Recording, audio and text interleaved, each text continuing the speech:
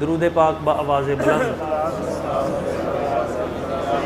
الصلاۃ والسلام علیک یا سیدی یا رسول اللہ، الصلاۃ والسلام علیک یا سیدی یا حبیب اللہ۔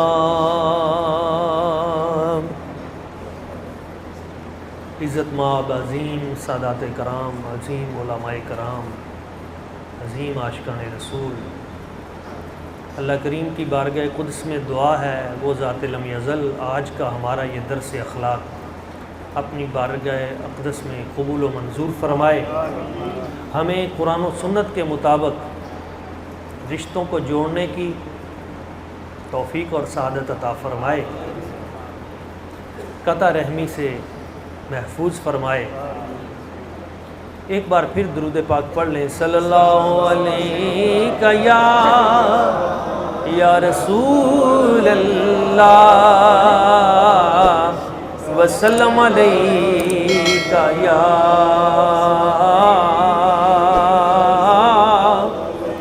حبیب اللہ۔ وہ سوئے لالازار پھرتے ہیں، وہ سوئے لالازار پھرتے ہیں، تیرے دن اے بہار پھرتے ہیں، اور جو تیرے در سے یار پھرتے ہیں، جو تیرے در سے یار پھرتے ہیں، وہ در بدر یوں ہی خار پھرتے ہیں، وہ در بدر یوں ہی خار پھرتے ہیں، وہ سوئے لالازار پھرتے ہیں، اور اس گلی کا گدا ہوں میں جس میں اس گلی کا گدا ہوں میں جس میں مانگتے تاجدار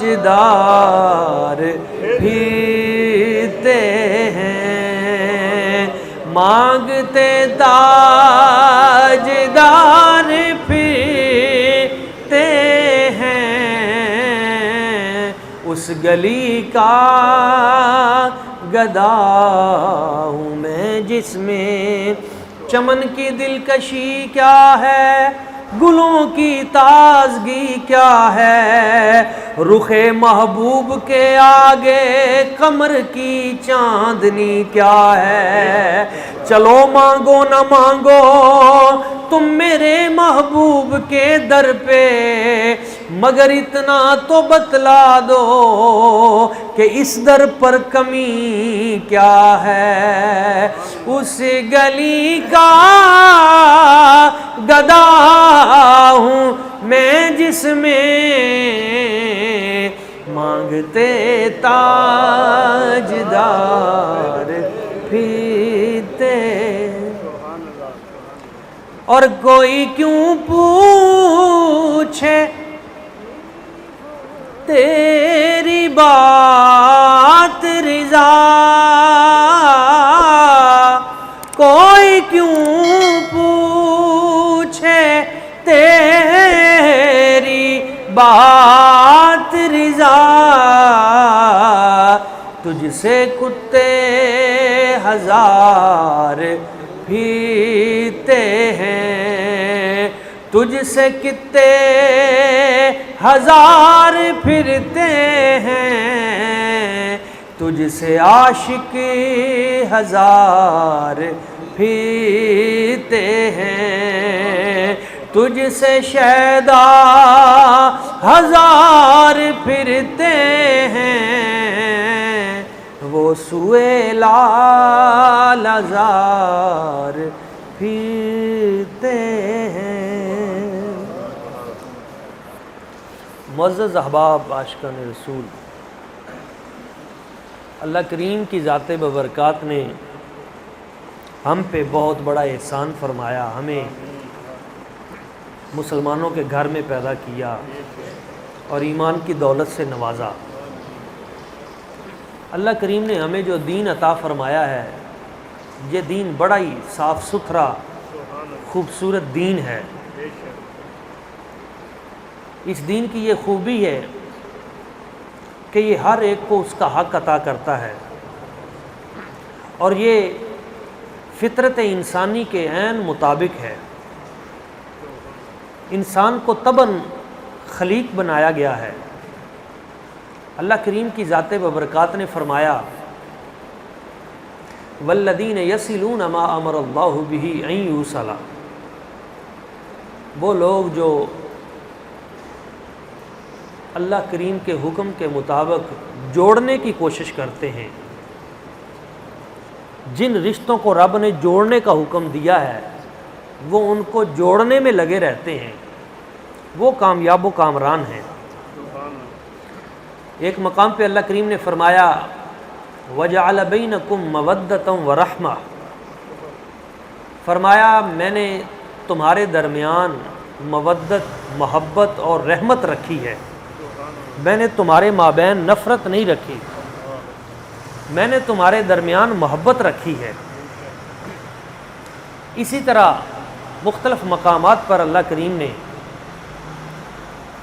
بندوں کو آپس میں جوڑنے کے فوائد و ثمرات بیان کیے، اور جو توڑنے والے ہیں، رشتوں کو توڑنے والے ہیں، قطع رحمی کرنے والے ہیں، اللہ کریم نے ان کی مذمت بھی بیان فرمائی۔ مثلا ایک مقام پہ ارشاد فرمایا الذین ینقضون عہد اللہ من بعد میثاقہ ویقطعون ما امر اللہ بہ ان یوصل ویفسدون فی الارض، وہ لوگ جو اللہ کے عہد کو توڑتے ہیں، من بعد میثاقہ، میثاق کے بعد، پختہ وعدہ کرنے کے بعد پھر رب کے عہد کو توڑتے ہیں، ویقطعون ما امر اللہ بہ ان یوصل، اور جن کو اللہ کریم نے جوڑنے کا حکم دیا وہ اسے توڑتے ہیں، وَيُفْسِدُونَ فِي الْأَرْضِ، اور زمین میں فساد پیدا کرتے ہیں، أُولَٰئِكَ لَهُمُ اللَّعْنَةُ وَلَهُمْ سُوءُ الدَّارِ، اللہ کریم کی ان لوگوں پہ لعنت ہے اور ان کے لیے بہت برا ٹھکانہ ہے۔ بلکہ ایک مقام پہ فرمایا أُولَٰئِكَ هُمُ الْخَاسِرُونَ، وہ خسارہ پانے والے ہیں۔ کون سے لوگ؟ جو اللہ کے عہد کو توڑتے ہیں اور رشتوں کو توڑتے ہیں، رشتوں کی حرمت کو پامال کرتے ہیں۔ یہ عہد کون سا ہے؟ یہ عہد رحم ہے۔ اللہ کریم نے ماں کے شکم میں جس جگہ بچہ پرورش پاتا ہے اسے رحم قرار دیا، رحم مادر میں بچہ پرورش پاتا ہے، تو اللہ کریم نے اس رحم کے رشتے کو بہت اہمیت دی۔ قیامت والے دن فرمایا کہ میں تمہارے میزان میں رحم کو رکھ دوں گا، ہمارا جو میزان ہوگا نا اس میں رحم کو رکھ دیا جائے گا، تو جو اس رحم کے رشتے کو جوڑنے والا ہوگا اس کا پلڑا بھاری ہو جائے گا، جو اس رحم کے رشتے کو توڑنے والا ہوگا اس کے نیک اعمال کا وزن بھی کم ہو جائے گا۔ آپ کو پتہ ہے کہ اللہ کریم کا ایک لقب ہے رحیم، ابھی تلاوت ہوئی تو اس سے پہلے پڑھا گیا بسم اللہ الرحمن الرحیم۔ قرآن مجید شروع کرتے ہیں تو رحیم، رحمان و رحیم۔ نبی پاک صلی اللہ علیہ وآلہ وسلم حضور سے پوچھا گیا حضور یہ رحیم کہاں سے نکلا ہے؟ اللہ رحیم ہے تو فرمایا الرحیم من الرحم، یہ رحم سے نکلا ہے۔ تو اللہ تعالیٰ فرماتا ہے جو رحم کے رشتے کو جوڑے گا میں اس کے لیے رحیم بن کر پیش آؤں گا۔ رحم کا رشتہ کیا ہوتا ہے؟ یعنی ماں کے شکم سے جو آگے رشتے بنے، بہن بھائی، یہ رحم سے آئے، ماں کے شکم، تو یہ رحم کا رشتہ ہے۔ خالہ، ماموں، چاچا، یہ سارے، یہ اوپر دادی جان، نانی جان، یہ سارے یہ رشتے نیچے جو آ رہے ہیں ماں باپ سے، دادا پر دادا سے، تو یہ سارے رحم کے رشتے ہیں۔ ان رشتوں کو اللہ تعالیٰ فرماتا ہے جو جوڑے گا میں اس کے لیے رحیم ہوں، اور جو ان کو توڑے گا میں اس کے لیے قہار و جبار ہوں۔ تو ان رشتوں کو جوڑنا ہے، ان کا احترام کرنا ہے۔ حقوق کی جنگ میں ہر بندہ کہتا ہے میرا حق یہ ہے، میرا حق یہ ہے، مجھے یہ دیا جائے۔ اسلام کہتا ہے تم حقوق چھیننے کے چکر میں نہ پڑو، بلکہ فرائض ادا کرنے کے چکر میں پڑو، لوگوں کے حقوق دینے کے چکر میں پڑ جاؤ، دینا شروع کر دو۔ اس لیے کہیں یہ نہیں آیا کہ اپنا حق لو، بلکہ وآتی ذی القربی حقہ، رشتہ داروں کو حق دو۔ تو رشتوں کو جب ہم حق دینا شروع کر دیں گے تو معاشرہ سارے کا سارا خیر کا مرکز بن جائے گا، ہر طرف برکتیں برکتیں پھیل جائیں گی۔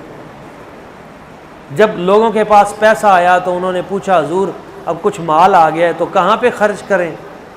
قل ما انفقتم من خیر فللوالدین والاقربین، تو فرمایا پیسہ خرچ کرنا ہے تو فرمایا پہلے اپنے والدین پہ خرچ کرو، پھر اپنے جو تمہارے صلہ رحمی والے جو رشتہ دار ہیں ارد گرد، اقربین قریبی، پھر ان پہ خرچ کرو۔ ایک شخص نے عرض کی، ایک بی بی آئی حضور کی بارگاہ میں، ان کا نام حضرت زینب تھا، حضرت عبداللہ بن مسعود رضی اللہ تعالی عنہ آپ کی رفیقہ حیات تھی۔ اس نے آ کے عرض کی یا رسول اللہ صلی اللہ علیہ وسلم میں اللہ کے راستے میں خرچ کرتی ہوں تو اللہ تعالیٰ نے مجھے دولت سے نوازا ہے، تو میرے شوہر عبداللہ بن مسعود کہتے ہیں کہ تم مجھ پہ خرچ کیا کرو، تو میں تو یا رسول اللہ رب کے راستے میں دینا چاہتی ہوں، وہ کہتے ہیں مجھ پہ لگایا کرو، مجھ پہ خرچہ کیا کرو۔ تو حضور نے فرمایا اگر تو عبداللہ بن مسعود پہ خرچ کرے گی تو تجھے ڈبل اجر ملے گا، ایک تو خرچ کرنے کا اور ایک یہ جو تیرا گھر کا رشتہ ہے شوہر کا، ایک اس کا مطلب یہ ہوا کہ بیوی شوہر پہ خرچ کرے تو اس کو ڈبل اجر ہے، تو شوہر اگر بیوی پہ کرے گا تو اسے بھی ڈبل اجر ملے گا، اور اگر رشتہ داروں پہ آپ کرتے ہیں تو اس کا بھی یہی حکم ہے۔ حضور علیہ الصلوۃ والسلام نے ارشاد فرمایا کہ تمہارے ہمسائے میں ایک ہمسایہ وہ ہے جو عام ہے، اور ایک ہمسایہ وہ ہے جو تمہارا رشتہ دار بھی ہے۔ تو فرمایا وہ جو تمہارا رشتہ دار بھی ہے اور ہمسایہ بھی ہے اس پہ خرچ کرو گے تو تمہیں دو اجر ملے گا، ایک ہمسائیگی کا اجر ملے گا، ایک صلہ رحمی کا اجر ملے گا، رشتہ داروں کا۔ آج کل اس کی شدید ضرورت ہے۔ ایک بات دیکھیں اور سمجھنے کی کوشش کریں، اور ہمارے دینی طبقات کے لوگ، نمازی پرہیزی لوگ یہ خاص طور پہ اس بات کو توجہ کے ساتھ سنیں۔ نبی پاک صلی اللہ علیہ وآلہ وسلم حضور نے ارشاد فرمایا من اقام اللیل وصام النہار وقطع رحمہ سیق الی جہنم علی وجہہ او کما قال۔ من اقام اللیل، جو شخص ساری رات قیام کرے، ساری زندگی ساری رات کھڑا رہے، قیام کرے، نوافل پڑھے، تہجد پڑھے، وصام النہار، اور سارا دن روزہ رکھے، اور صائم الدہر ہو یعنی ساری زندگی کا روزہ رکھے، صرف وہ جو سال میں چند روزے جو ممنوع ہیں عید کے ان کو چھوڑ کر باقی سارا سال ہی روزے سے رہے، اور ہر رات قیام کرے، ساری زندگی روزہ رکھے، وقطع رحمہ، لیکن رشتے توڑے، سیق الی جہنم علی وجہہ، اللہ کریم سے حکم ہوگا اس بندے کو چہرے کے بل، منہ کے بل گھسیٹ کر جہنم میں پھینک دیا جائے۔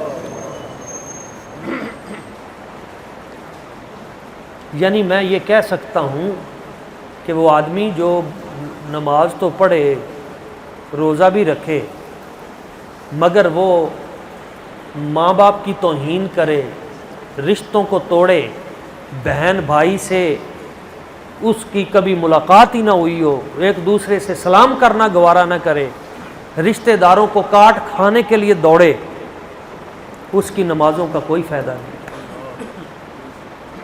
اس کے نفلی عبادات کا کوئی فائدہ نہیں، وہ اس کے منہ پہ مار دی جائیں گی۔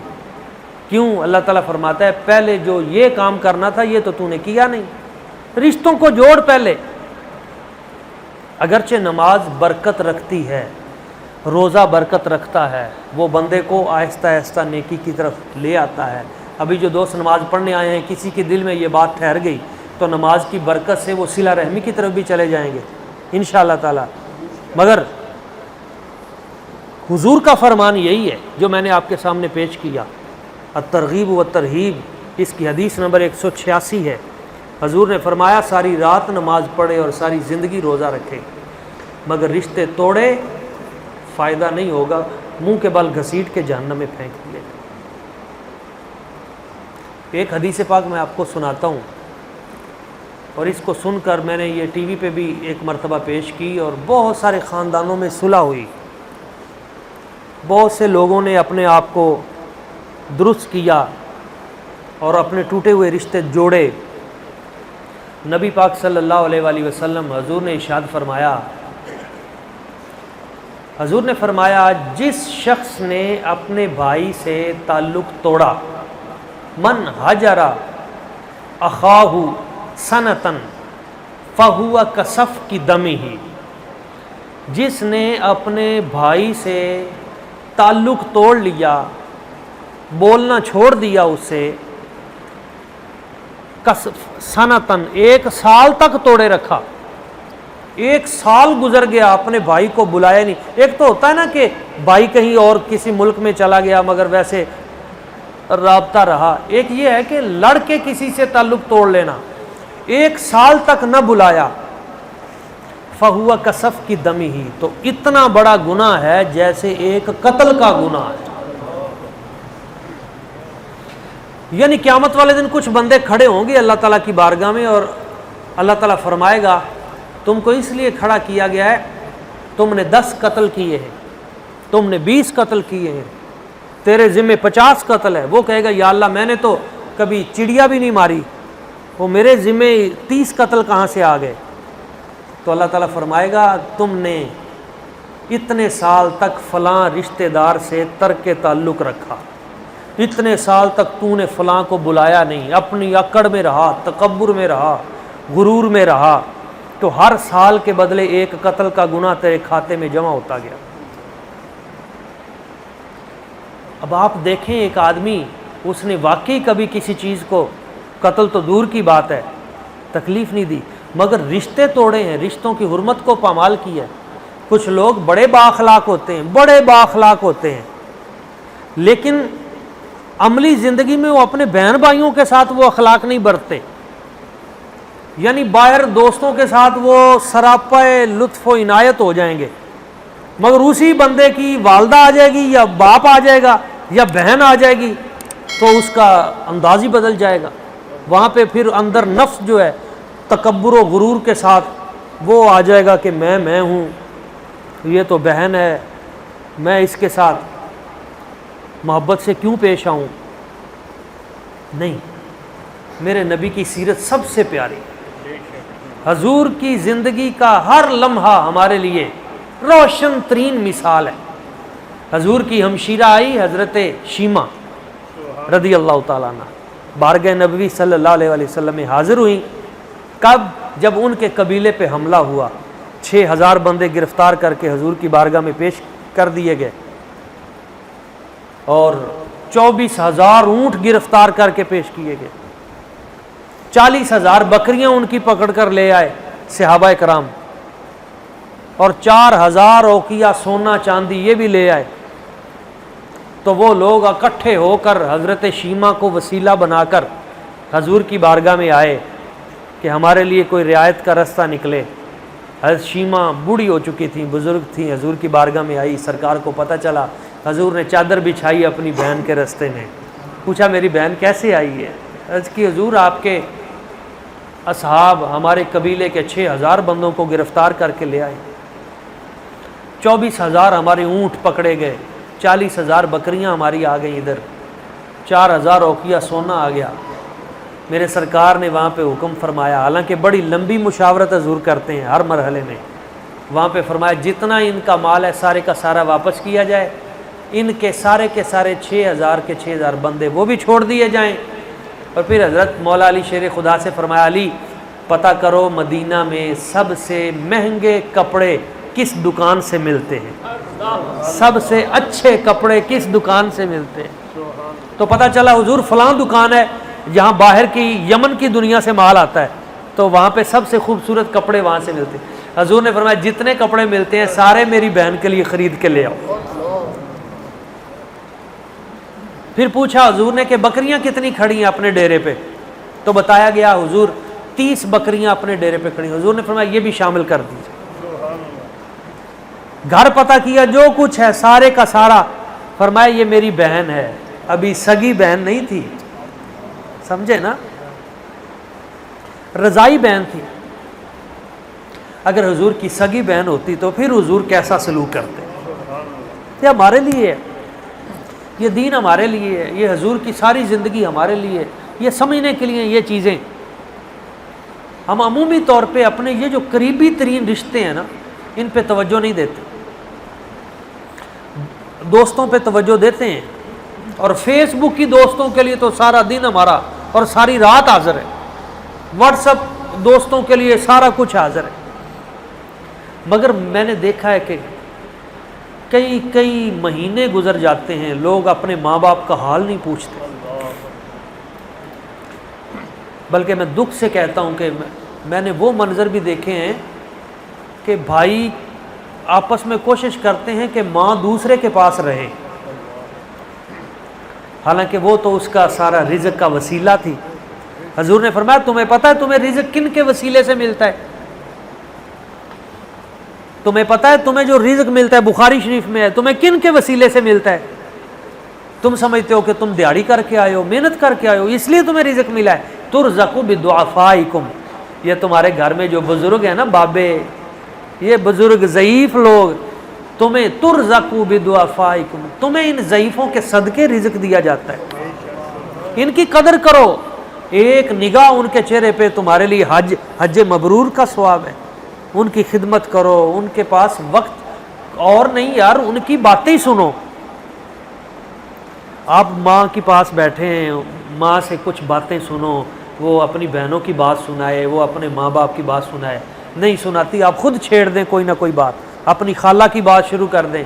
نبی پاک صلی اللہ علیہ وآلہ وسلم حضور کی بارگاہ میں ایک صحابی رسول آئے، نئے انہوں نے اسلام قبول کیا، تو پچھلی زندگی کا تذکرہ کرتے ہوئے عرض کرنے لگے حضور انی اذنبت ذنبا کثیرا، حضور پچھلی زندگی میں مجھ سے بڑے گناہ ہوئے، تو میرے گناہ اب معاف کیسے ہوں گے؟ حضور نے فرمایا تم نے گناہ معاف کروانے؟ جی۔ لک والدان، تیرے ماں باپ زندہ ہیں، تیرے والدین ہیں؟ کی نہیں حضور میرے والدین دنیا سے رخصت ہو گئے، والدین چلے گئے۔ اللہ کا خالہ تیری خالہ ہے؟ جی حضور میری خالہ ہے۔ فرمایا جا اپنی خالہ کی جا کے خدمت کر، خالہ کی خدمت کی وجہ سے اللہ تعالیٰ تیرے پچھلے سارے گناہ معاف فرما۔ ہم نے کبھی ان باتوں کی طرف توجہ ہی نہیں دی، خالہ کی خدمت، پھوپھی کی خدمت، رشتہ داروں کی خدمت، ان کے ساتھ محبت ہو، یا کوئی پیار کا بول لیں، یا ویسے ان کی تعریف کر دیں، ان کے بچوں کی تعلیم کے حوالے سے تھوڑا سا دلچسپی کا اظہار کر دیں، بچے کیسے پڑھ رہے ہیں، کیسے تعلیم ہے، کیا کر رہے ہیں، اپنائیت کا اظہار یہی ہوتا ہے نا، ان کو یہ لگے کہ یہ ہمارا خیر خواہ ہے، بس یہ، اور ان سے آپ نے نہیں لینا بدلہ کہ میں جو ان کی یہ جو تعریف کر رہا ہوں یا ان سے حال چال پوچھ رہا ہوں تو شاید یہ مجھے کوئی نہیں، اس کا اجر اللہ کی ذات پہ چھوڑیں۔ میرا رب خزانہ غیب سے مالا مال کر دے گا۔ اور ایک اور کام ضرور کریں، کوشش کر کے جہاں رشتوں کے درمیان کہیں دراڑ ہے، آپ برادری میں اس دراڑ کو فل کرنے کا کام کریں۔ ہر گلی، ہر محلے، ہر رشتہ دار، ان میں باہمی کہیں نہ کہیں کوئی نہ کوئی چپکلش ہوتی ہے، آپ کوشش کریں ان میں صلح کروا دیں۔ آپ بزرگ بن جائیں گے۔ بزرگ وہ نہیں ہوتا جس کی داڑھی سفید ہو، جس کی عمر کافی زیادہ ہو۔ بزرگ وہ ہوتا ہے جس کے فیصلے بڑے ہوں، جو جوڑنے والا ہو، جو توڑنے والا نہ ہو۔ آج نا تعلیم تو بڑی آ گئی، ایجوکیشن بڑی آ گئی، ڈگریاں بڑی آ گئیں، بچیاں بچے یونیورسٹیوں سے پڑھ کر، مگر ایسے دھڑا دھڑ طلاقیں ہو رہی، صبح و شام ایک دوسرے کے خلاف محاذ آرائی، تلخی بڑھتی جا رہی ہے، جذبات بڑھتے جا رہے ہیں، خودکشی بڑھتی جا رہی ہے، کوئی سننے کے لیے تیار نہیں ہے۔ وجہ کیا ہے؟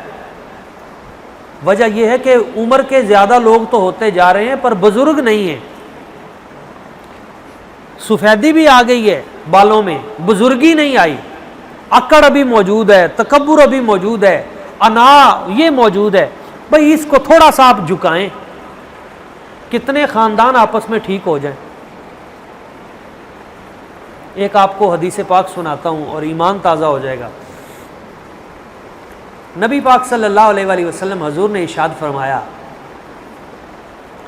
من اصلح بین اثنین، جو بندہ دو بندوں میں صلح کروانے کی کوشش کرے، دو بندوں میں صلح ہو یا میاں بیوی میں صلح ہو یا دو خاندانوں میں صلح ہو،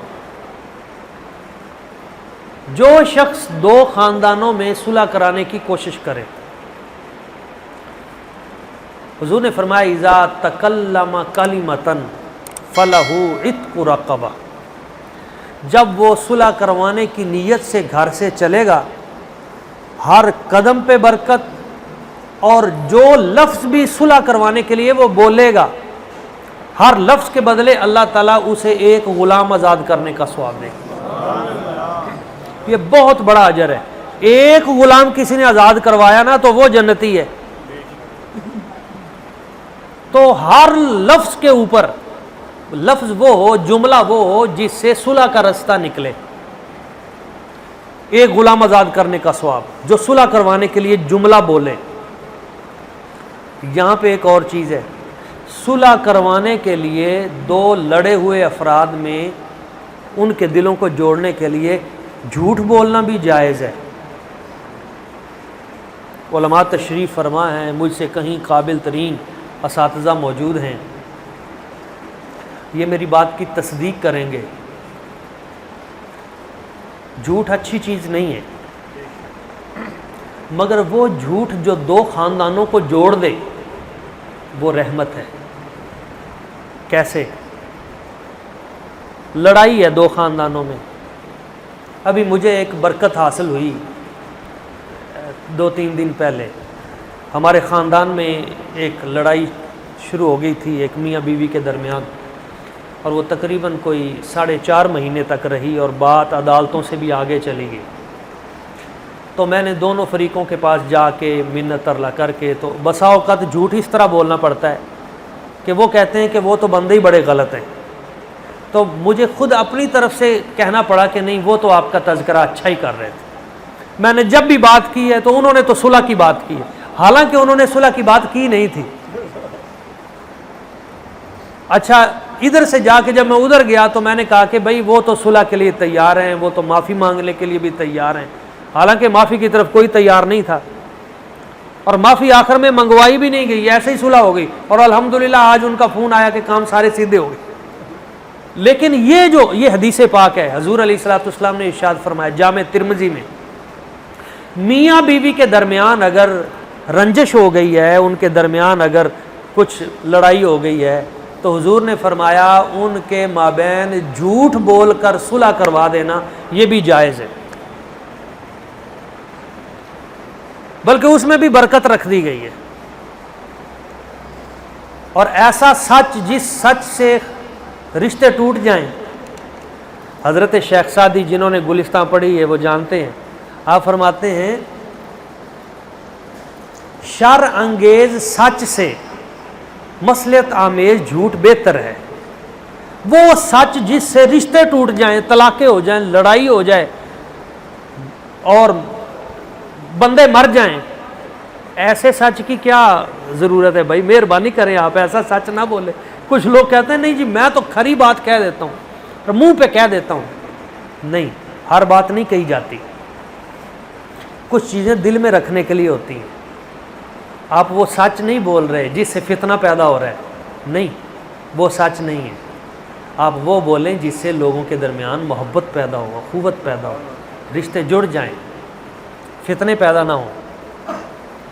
میرے آقا کریم صلی اللہ علیہ وسلم حضور نے فرمایا جب کوئی بندہ گھر سے چلا کہ میں ان دو افراد میں صلح کرواؤں، تو جو لفظ بولے گا تکلم کلمتن، ہر جملے پر عتق رقبہ، ایک غلام آزاد کرنے کا ثواب.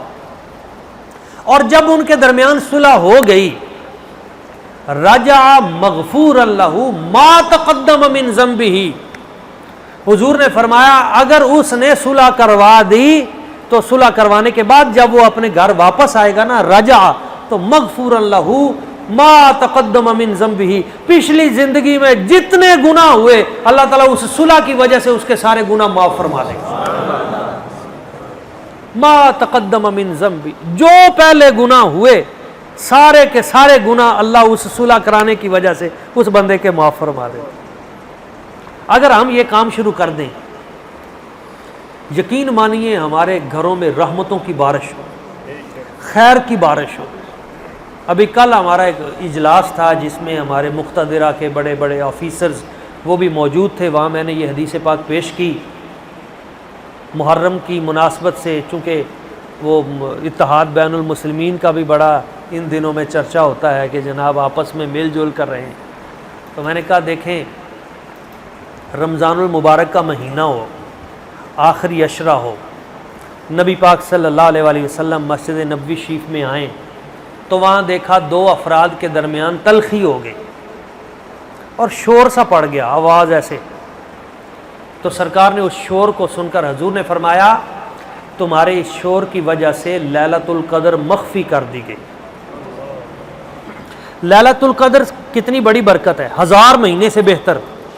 حضور نے فرمایا میں بتانے آیا تھا تمہیں کہ یہ رات لیلۃ القدر 1000 مہینے سے بہتر یہ رات ہے. تو جیسے ہی تمہارے درمیان یہ تلخی ہوئی اور آوازیں اونچی ہوئیں تو اللہ تعالیٰ نے یہ برکت اٹھا لی. اب پورے عشرے میں تلاش کرو، 10 راتوں میں تلاش کرو، قیامت تک کے لیے وہ برکت مخفی کر دی گئی. دیکھیں مسجد نبوی شریف ہو، حضور موجود ہوں، رمضان شریف کا مہینہ ہو، آخری عشرہ ہو، دو افراد کے درمیان تلخی پیدا ہو، شور ہو، تو اتنی بڑی برکت اٹھا لی جائے. تو جس گھر میں روزانہ لڑائی ہوتی ہو، مار کٹائی ہوتی ہو، ایک دوسرے کو گالی گلوچ، تو وہاں پہ برکتیں کیسے آئیں؟ جس گھر میں لڑائی ہوگی اس گھر میں برکت نہیں رہے گی. جس محلے میں لڑائی ہوگی اس محلے میں خیر نہیں رہے گی. جس شہر میں لڑائی ہوگی اس شہر سے برکت اٹھا لی جاتی ہے. جس ملک میں خانہ جنگی شروع ہو جائے اس ملک سے اللہ تعالیٰ برکت اٹھا لیتا ہے. تو بنیادی طور پہ ہمیں یہ کوشش کرنی چاہیے کہ ہم اپنے آپ سے شروع کریں. ہم جب مبلغ بنتے ہیں نا کہ پوری دنیا کو ٹھیک کرنا ہے، اپنے آپ کو بھول جاتے ہیں. تو سب سے پہلے اپنے آپ میں عاجزی پیدا کریں، اپنے آپ کو یہ جو باتیں ہم کر رہے ہیں ان کی طرف مائل کر کے خود صلح کا پیکر بنیں. ہم دیکھیں کہ کیا میں اپنی ماں کے ساتھ اچھا سلوک کرتا ہوں، میں اپنے باپ کی خدمت کرتا ہوں، میں اپنے بہن بھائیوں کے حقوق عطا کرتا ہوں، اور صرف حق نہیں بلکہ اس سے بڑھ کر بھی ان کی خدمت کرتا ہوں، ان کے حال چال پوچھتا ہوں. اپنے رشتہ داروں، اپنی پھپھی، اپنی خالہ، اپنے جتنے اعزا و اقربا، میں ان کے ساتھ تعاون کرتا ہوں. اگر کرتے ہیں تو بڑی اچھی بات ہے، پھر آگے بھی کام چلائیں. لوگوں کے راز پردے میں رکھیں. ایک کامیاب ترین مصلح اور مبلغ کی یہ شرط ہے، وہ لوگوں کے عیب بیان نہ کریں، پردے رکھے. جس چیز پہ رب نے پردہ ڈالا ہے اسے چاک نہ کرے۔ رشتہ داروں میں تلخیاں اس وجہ سے پیدا ہوتی ہیں، آپ ایک رشتہ دار کی چغلی کرتے ہیں، وہ اتنی جا کے بڑھا کے دوسرے کو بیان کر دیتا ہے، فتنہ بڑھ جاتا ہے۔ وہ جاہز کا ایک واقعہ میں نے پیش کیا تھا، اس سے کسی نے پوچھا تو عربی ادب کا اپنے دور کا سب سے بڑا امام ہے ادب کا، اور بڑی تو نے کتابیں لکھی ہیں، یہ تو بتا کہ کیا کبھی تجھے کسی نے لاجواب بھی کیا ہے؟ اس نے کہا ہاں، ایک بچی نے مجھے لاجواب کر دیا۔ کہا کیسے؟ کہا ایک مرتبہ میں کھڑا تھا تو ایک بچی برتن لے کر گزر رہی تھی، کھانا وغیرہ لے کے جا رہی تھی، اوپر کپڑا ڈالا ہوا تھا، تو وہ برتن لے کے جا رہی تھی۔ میں نے اسے پوچھا بیٹی یہ برتنوں میں کیا ہے؟ اس نے کہا اگر میں نے بتانا ہوتا تو اوپر کپڑا نہ ڈالتی، یہ جو میں نے اوپر کپڑا ڈالا ہے یہ اس لیے ہے کہ میں بتانا نہیں چاہتی کہ اس کے اندر کیا ہے۔ تو اس سے میں نے یہ نتیجہ اخذ کیا کہ جن چیزوں پہ رب نے کپڑا ڈالا ہوا ہے نا، پردہ، آپ اس کو پردے میں ہی رہنے دیں، آپ لوگوں کے پردے چاک نہ کریں، کوشش کریں کہ کسی کی عزت نفس کو مجروح نہ کریں۔ کوئی راز آپ تک آ گیا ہے نا، اس کو دفن کر دیں اور دوسرے کی بھلائی بیان کریں، اس کی خوبی بیان کریں۔ معاشرے میں جب خوبیاں پھیلیں گی تو سارے کا سارا معاشرہ نیکی کرنے والا ہو جائے گا۔ اور دوسرا یہ ہے کہ کوشش کریں اگر کسی رشتہ دار نے زندگی میں کوئی تکلیف دے دی ہے اس کا نہ ذکر کریں نہ اس کا بدلہ لینے کی کوشش کریں، معاف کر دیں۔ معافی بہت بڑی چیز ہے۔ آپ جب کسی کو معاف کرتے ہیں نا، حضور فرماتے ہیں جب آپ کسی کو معاف کرتے ہو تو اللہ تعالیٰ آپ کو بھی معاف کر دیتا ہے۔ ہمارے ہاں یہ ہوتا ہے عمومی طور پہ کہ ہم کہتے ہیں جس طرح میرے ساتھ اس نے کیا نا میں اس کے ساتھ ویسا ہی کروں گا، جیسا رویہ اس کا میرے ساتھ ہے میں اس سے بڑھ کر اس کے ساتھ پیش آؤں گا۔ نہیں، حضرت سیدنا امام احمد بن حنبل رضی اللہ تعالیٰ عنہ اتنے بڑے امام، آپ وضو فرما رہے تھے تو آپ نے دیکھا ایک بچھو جو ہے وہ تو آپ نے اس پہ شفقت کرتے ہوئے آپ نے اس بچھو کو باہر نکال دیا پانی سے، اس ندی سے۔ جب باہر نکالا تو اس نے آپ کے ڈنک مار دیا اور باہر وہ گر کے تھوڑی دیر بعد پھر گر گیا۔ جب پھر گرا تو آپ نے پھر اس کو باہر نکالا، جب باہر نکالا اس نے پھر ڈنک مارا۔ جب تیسری بار ایسا ہوا نا تو آپ کا شاگرد کہنے لگا استاد جی یہ کیا کر رہے ہیں آپ، وہ بار بار ڈنک مار رہا ہے آپ پھر اسے نکال رہے ہیں۔ تو آپ نے فرمایا وہ اپنی بری عادت نہیں چھوڑتا تو میں اپنی اچھی کیوں چھوڑ دوں؟ یہ اس کی بری عادت ہے، وہ اس پہ ڈٹا ہوا ہے، تو ہم اس کی بری عادت کی وجہ سے اپنی اچھی عادتیں بھی چھوڑ دیں؟ بھئی اگر کسی نے زیادتی کر دی ہے تو وہ اس کی خصلت تھی، وہ اس کی طبیعت تھی، آپ اپنے آپ کو اسی لیول پہ لے کے جانا چاہتے ہیں؟ نہیں، اللہ نے آپ کو وسیع الظرف بنایا ہے، اللہ نے آپ کو وسیع القلب بنایا ہے، آپ اس کو معاف کریں۔ اور نبی پاک صلی اللہ علیہ وآلہ وسلم حضور کی تو سیرت کا یہ خاصہ ہے، میں اس پہ اپنی گفتگو سمیٹوں گا۔ جب حضور مدینہ طیبہ میں تشریف لے گئے تو اہل مدینہ نے آپ کا استقبال کیا، تو وہاں پہ جو یہودی لوگ تھے نا انہوں نے کہا حضور کو چیک کریں، یہ جو کہتے ہیں کہ میں نبی ہوں تو ذرا دیکھیں تو صحیح یہ بات کیا کرتے ہیں۔ تو حضرت عبداللہ بن سلام جو پہلے یہودی تھے اور یہود کے سب سے بڑے وہاں کے عالم تھے، وہ آئے اور حضور کی پہلی تقریر مدینہ طیبہ میں انہی 4 جملے تو وہی دل پہ لگے اور وہیں کلمہ شریف پڑھ لیا۔ تو وہ کیا تقریر تھی، وہ کیا گفتگو تھی؟ حضور مدینہ طیبہ میں آئے اور آتے ہی جو سب سے پہلے گفتگو آپ فرما رہے تھے انہوں نے جو سنی وہ تھی افشوا السلام واطعموا الطعام وصلوا الارحام صلوا باللیل والناس نیام تدخلوا الجنۃ بسلام۔ لفظوں کی ادائیگی بھی دیکھیں، حضور کی قافیہ آرائی اور حضور کی بلاغت و فصاحت. حضور نے فرمایا افشوا السلام، سلام کو عام کرو. جو بھی بندہ نظر آئے اسے جانتے ہو یا نہیں جانتے تم نے سلام کرنا ہے، اور سلام میں پہل کرو، پہل کرنے والے کو نیکیاں زیادہ ہیں. افشوا السلام، سلام میں پہل کرو. وَأَطِیمُوا الطَّعَامَ، دوسرا کام کیا کرو؟ کھانا کھلاؤ، دوسروں کو کھانا کھلاؤ. اس سے محبت بڑھتی ہے. رشتہ داروں کو کبھی بلاؤ، کبھی آپ ان کے ہاں چلے جائیں. یہاں تو شفیق صاحب ہی ساری برکتیں سمیٹ لیتے ہیں. افشوا السلام، سلام کو عام کرو. اطیموا الطعام، کھانا کھلاؤ. تیسری چیز وصلوا الارحام، رشتوں کو جوڑو، رشتوں کو جوڑو. یہ تیسرا حکم تھا حضور کا. چوتھا حضور نے فرمایا صلوا اللیل والناس نیام، رات کو قیام کرو جب لوگ سو رہے ہوتے ہیں، اس وقت رب کو یاد کرو.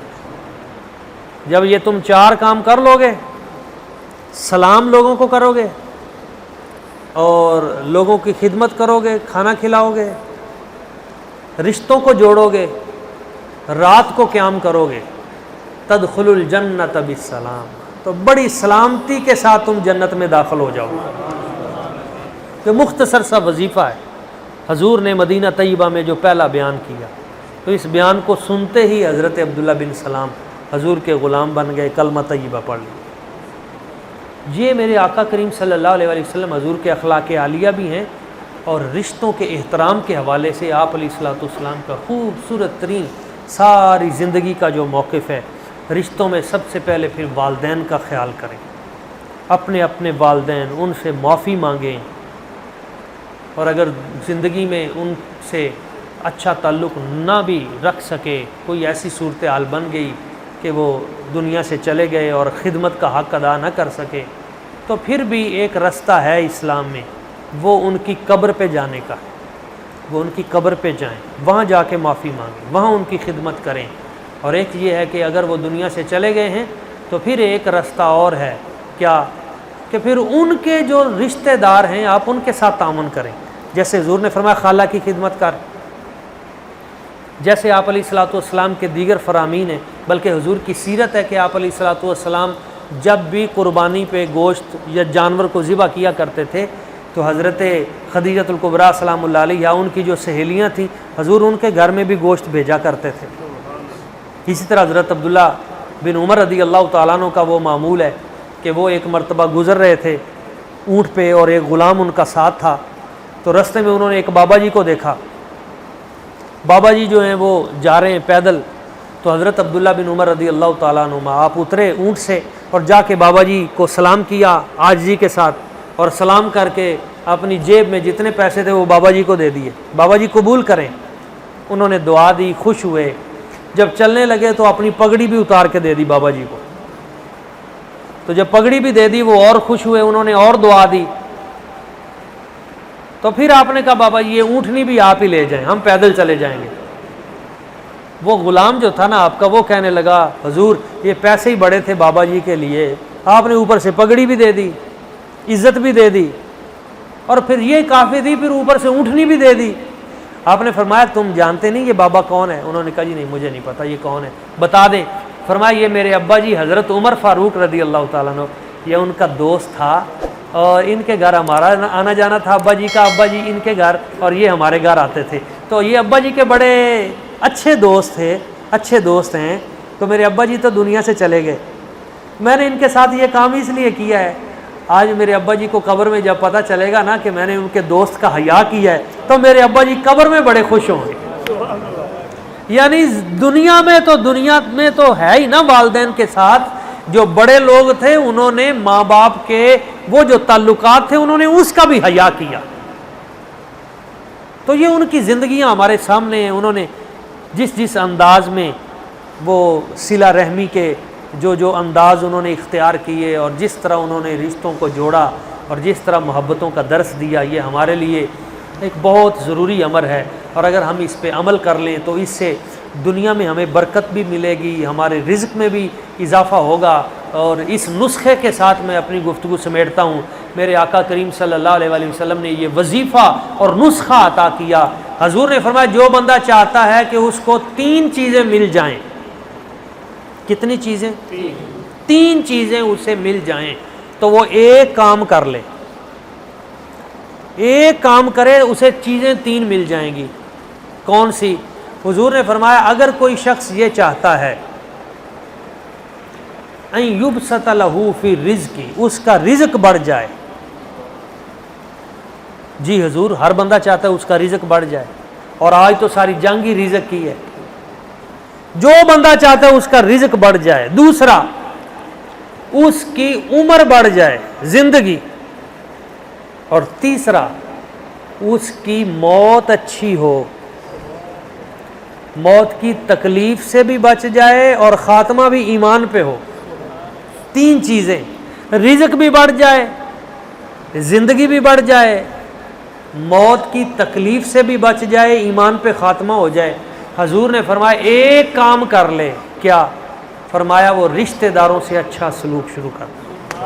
بس یہ ایک کام کر لے، ایک کام کرنے کی برکت سے رشتوں کو جوڑنا شروع کر دے، رشتہ داروں سے اچھا سلوک شروع کر دے، ماں باپ کی خدمت شروع کر دے۔ اس ایک کام کی وجہ سے اس کا رزق بھی بڑھ جائے گا، زندگی بھی بڑھ جائے گی، اور اس کا خاتمہ بھی ایمان پہ ہوگا۔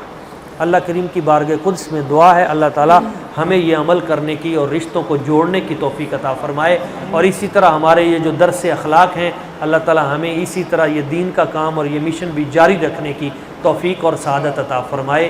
آمین۔ وما علینا الا البلاغ المبین۔